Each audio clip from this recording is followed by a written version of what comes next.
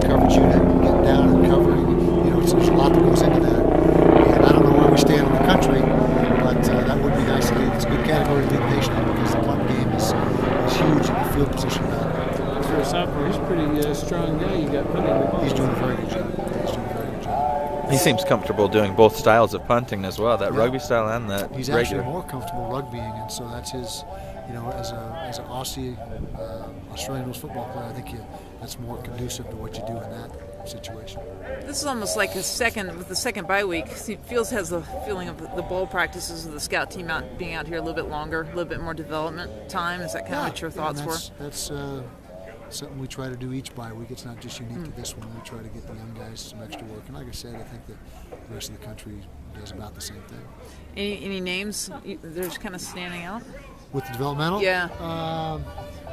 Well, Connor and Brandon Cox, the two young quarterbacks, are doing a nice job. Jason Fanica, defensive end. Filippo Mokofisi, the other defensive lineman, is doing a nice job. The offensive line in general, we got 4 or 5 guys that we're really pleased with up front that are redshirting. So that hopefully will be a strength for us in the future as well.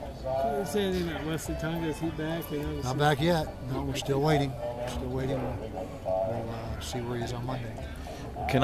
Sorry, go ahead. No, go ahead. I was just going to ask you to expand a little bit on some of these scout guys. In particular, I'm watching Brandon Cox throw right now, and it looks like he's put a little more zip on his ball. Yep, his arm has gotten stronger without a doubt since he's arrived on campus, and that's a product of weight room. He's doing a good job in the weight room, and he's really underdeveloped. I mean, he's got a lot of growth and maturity that's going to take place. He's about 200 pounds right now, but I see him as a 215, 220-pound kid when he's all filled out. And he had that foot injury after spring. How's that coming along? It has not bothered him. Knock on wood, that's been a non-factor, and we hope it stays that way. Okay. Because that really slowed him down in spring.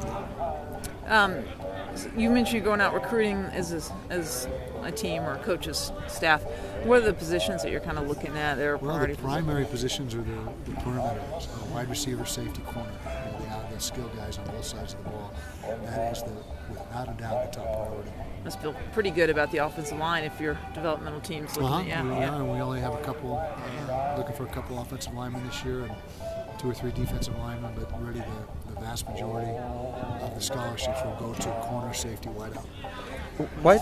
Oh, go ahead. How's the offensive line been looking in practice? Better. We had an off game against USC. It was not our best game by a long shot, offensive line-wise.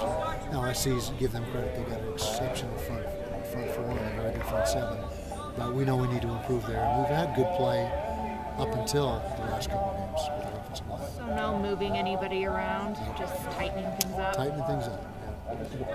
Last time we boogie about Travis till Monday, he said he's not wearing the glove this week. His hand's feeling better every day.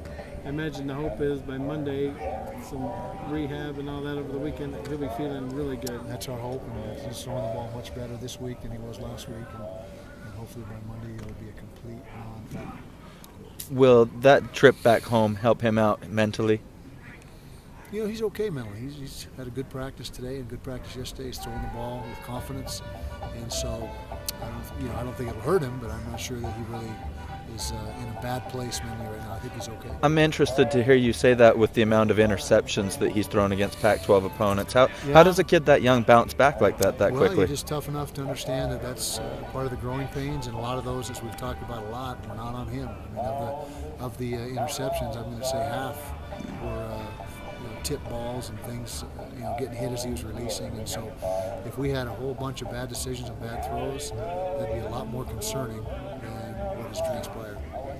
How did you settle on this song? It's a great song. What do you mean? I'm just curious. I can't remember where that originated, but it's been around for years.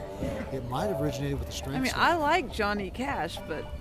Is this mental conditioning? No, I'm out of here. Is this mental conditioning, really? Because it drives me insane. Does it? Yeah.